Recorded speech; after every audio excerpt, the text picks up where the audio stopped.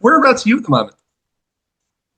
I live in South Golden Beach, so it's just north of Byron, Nice, nice. um, near Brighton, South Golden, right next to where the old West Blender used to be, Okay, and cool, sadly cool. it's no longer.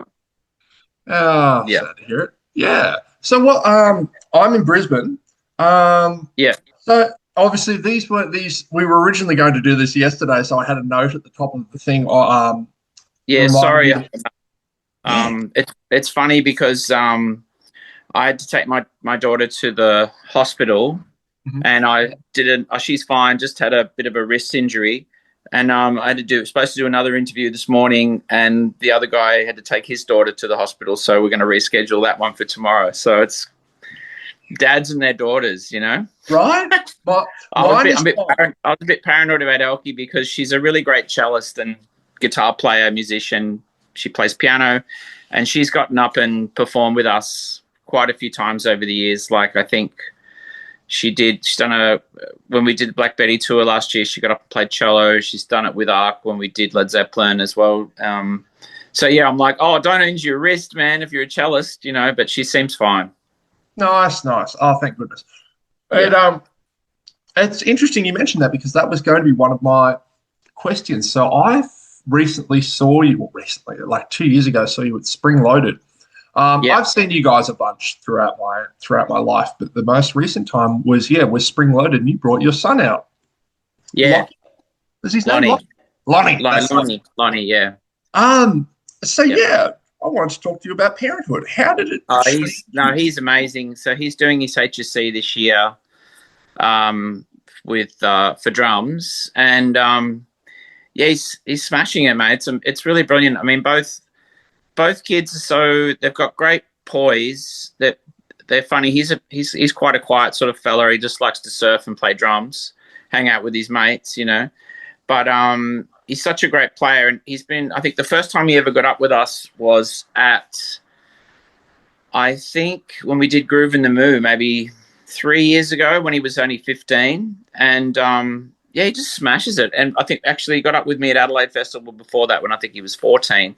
So yeah, it's. I mean, both of them are just really good, and I'd love to make records with them into the future. That's my long term dream. Is my Spiderbait's my second family, and I'd like to make records with my first family as well.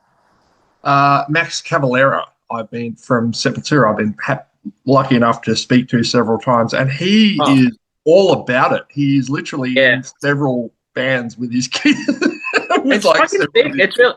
You know, it's more a case of whether the kids will let you play with them than the other way around. But I mean, you know, it was Father's Day on the weekend, so this is a fortuitous chat we're having. But Mm. yeah, they both sort of said how much they like playing with me and with us at different projects, and I think they're both definitely good enough to, you know, to be pros. And because the great thing about music, I guess it's like all the arts, whether you're an actor or a writer or broadcaster, or if you're, you know, doing anything creative, every single person's completely different. Mhm. So if you find your own space, it's interesting, and we never tire of new people doing new things, regardless of what the art form that they're working in. And I'm sort of trying to encourage them to do, and they seem like they're doing really well so far. Do you think you're a cool dad? No, no, no. There is no such thing as a cool dad. Every dad is daggy. Like it's just like I dropped off. Elkie was going. She goes to a Steiner school in Byron, and she's going on a camp this morning. I dropped her off, and she's got a splint on her hand. I said, "Make sure that you know, just making sure that she knows to keep it on." And she's just like, "Oh, shut up, Dad." You know, it's like there's nothing you can do. You just got to own the daggy dadness. I remember talking. I remember Andrew Stockdale telling me the same thing ages ago, and it's just like it's inevitable. Even if you're a rock star, you're a daggy dad. Doesn't matter, you know. Yeah, I had a similar chat with Phil Jameson talking about Yeah, his yeah, kid. I would definitely agree. Definitely. I mean, as we did so Lonnie couldn't come because he had HSC, but we just finished this tour of Europe, and Elkie and her mum Ree came along for some of the shows. They came to the Berlin show. We went to London, But we played this festival in Poland, which is called Poland Rock, and it was absolutely epic. It was just like we couldn't believe how massive the show, firstly the festival was, and also the show for us. Like we went on about 7:30. We got the sunset spot. We didn't honestly think that anyone would know who we were, and it was epic. It was massive, and Elkie was there the whole time. So I really like that thing for the kids to see you in action with your band, with your friends that you've grown up with, not just to go, hey, wow, this is exciting, but just to show that they can do the same thing. It's any band, whether it's whoever it is, whether it's like King Gizzard or us or anyone else in history, or the Midnight Oil, AC/DC, it all just starts with a bunch of friends playing music together and staying together and trying to, just have a great time and do the best shows and music that they can. And then you turn around and all of a sudden you're in your 40s or 50s and still playing a song that you wrote as teenagers. Yeah. We're all here drinking beer. It's weird how that works too, because I was trying to find parallels with certain things. It's not. I think for pop bands, maybe it's a bit trickier if you say you have one really big pop hit and everyone's waiting to hear it. But say Old Man Sam's a classic example of it's like a timepiece. It's the most weirdest song, and me and Whit wrote it when we were 15 years old in the backyard in Finley. And so it's almost, in a way, it's a testament to how any band is like a diary of its own existence. It'd be the same as, Bruce Springsteen, if he was to play like Nebraska Live or something. It's just like you immediately go into that space. And if it's I've always loved how the Oils have done this too. And if it's believable to you and it's joyous, you never get tired of it. I think that's one of the best things about playing in a band, because you do play the same songs a lot over the course of many years, but just never tire of them. And then when you do new ones and if people respond to that, it's even better. So I think we've been pretty lucky in that regard, that we can still go back to the 90s and enjoy ourselves. I meant to ask you this before when we were talking about fatherhood. What did you get for Father's Day?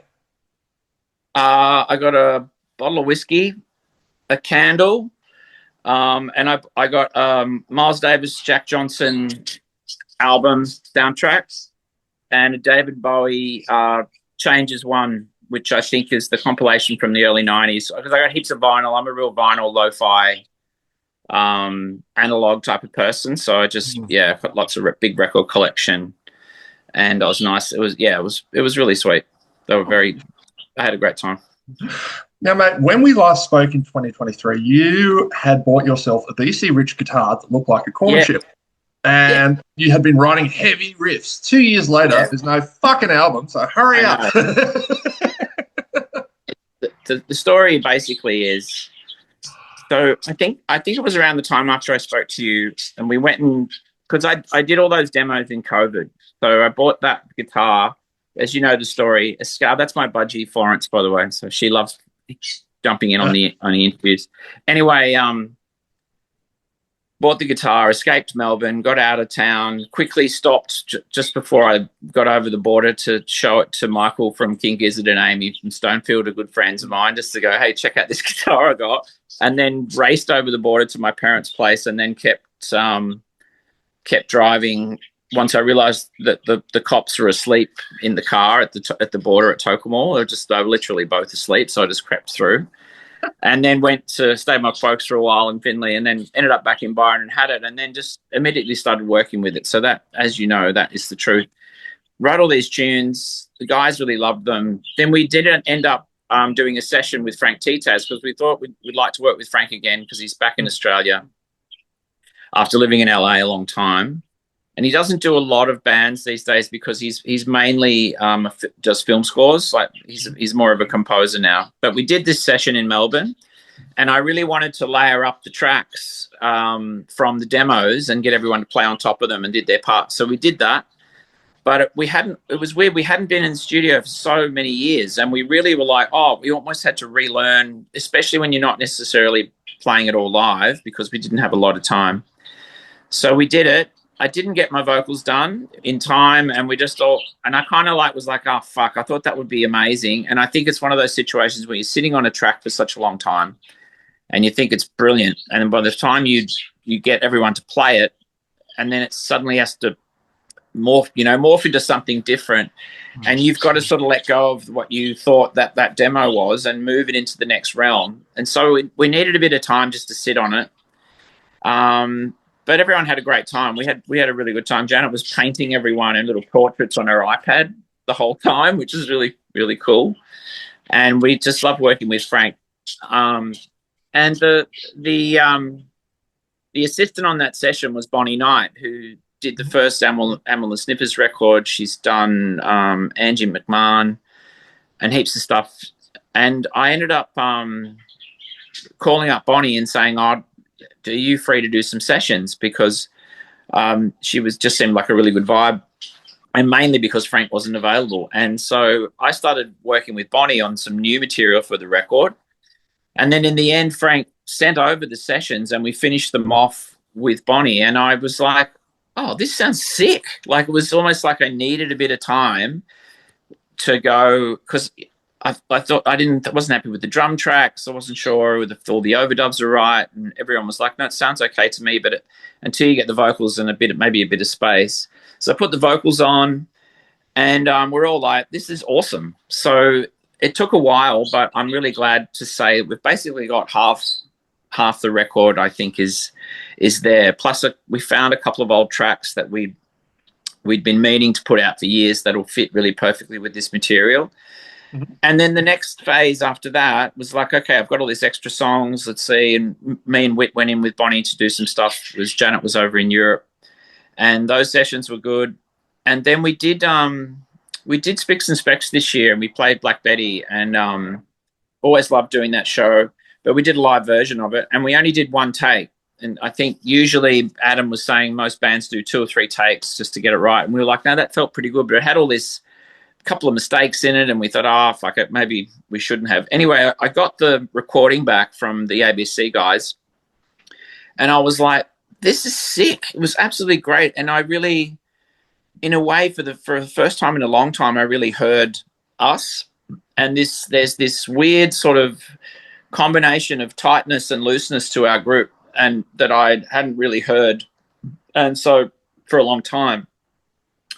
And so I'm like, right, this gives me a great idea for what we should do next. And so the next bunch of songs that I'd like to work on is sort of opposite to the demo product, to sort of try and just get us to play. And so I'm writing this new material now, and I think that's the next step. And I think Janet's got a fair few songs up her sleeve as well. So I know I said this last time, but it's looking very good for next year, because we have actually got a lot of material that I think is ready to go, which is not the case last time. It was just demos that were on the way to recording. So sorry, I know that was a long-winded answer, but it's been a long-winded journey, as you know. I like it. And mate, you are doing a wonderful job, by the way, of in your answers introducing the next one. You've done it 3 times so far. So I'm good. Sorry about that. So speaking of Janet, look, mate, anytime I interview someone from the 90s music scene, whether it is Kelly Lloyd, Adelita, Sarah McLeod, anyone, you know where I'm going with this. They're always raving about how fucking great Janet is. She has just had this really great influence on all of these women in the scene. And the impression that I get is that she'd be very humble about it and would not big note herself at all. Just 2 questions. How has she been? And to provide a bit of balance in the world, what's one thing that Janet is not good at? Well, the first thing is she's great. She bought a farm up in Yakandanda, which is near Albury, up that in the Alpine region. And so because she grew up in a farm, and her partner and her daughter go up there all the time, her sister and her partner live up there too, up that way. So that, I think, getting back to the country has been really great for her. She had to be dragged kicking and screaming into the Sounds in the Key of J record, because, you know, that was like, me and Whit were really determined to get that out. And she just was like, oh. And then once it was done, she was so proud of it. She got very teary on that tour. And I just wanted I guess, to have because she was an artist before she was a musician. And I said, imagine this is like one of those art books that you get at the National Gallery of the retrospective of an artist's work. And that's kind of what I wanted that record to be.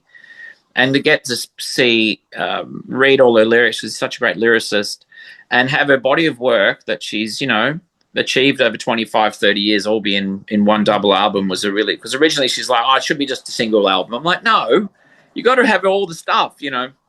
So she has, I'm not sure whether I'm supposed to be telling anyone this, but she's in the process of doing a solo record at the moment. And Adelita and Kelly, and I think a bunch of others are all on it. It sounds fantastic. It's of the demos and the stuff that I've heard. So I'll leave that to her to announce or whatever when that actually does happen. But she's in a great space, and she as well as us. I mean, we had such a fun tour of Europe. It was just we had no idea how it would go, and it was just such a great success. And we're really looking forward to hopefully going back next year. So she's really enjoying playing, traveling, all the things that maybe she's really having a great time, just loving being a musician and playing in this band to, you know, to thousands of people and all of that stuff. If there's anything she's not good at, it used to be flying. She always had a fear of flying, but I think she's over that now. So she's sitting pretty and really happy. Nice. As a bloke who has seen his fair share of festivals over the years, what is your favourite and least favourite part of them? The favourite thing is just how massive it is and epic. Like, you know, referring to this show in Poland, like it was a test as well. I'm at the point now where even if an audience doesn't know, I've been thinking about this for months up because I knew it was going to be a huge show. And I thought we'd be on at like 1 o'clock, but I realized that we had this amazing spot, and that's a real opportunity, particularly if you're a heavy band. But if you are the type of artist who's into interacting with the crowd and getting them to come with you, and so it was a real test in a way that I've been thinking about. I'm like, if this crowd is big, because when we walked out just before we started, it looked pretty empty, and we're like, oh well, that's okay, fuck it. And then literally within 20 minutes, when we actually walked out, it was like 40,000 people. It was just holy shit. And I guess they must have known Black Betty and stuff. Anyway, but the response of people when you get them to sing things or, do chants or whatever that, and just how they responded to the music was amazing. So I guess my favorite thing about festivals is that everyone's up for that, being all there together and creating something really massive and joyous together, which is not always the case at every gig. The hardest thing, I guess, about them can be if something goes wrong and you haven't had a chat because you don't get sound checks. You're really up against it if something breaks, if something happens.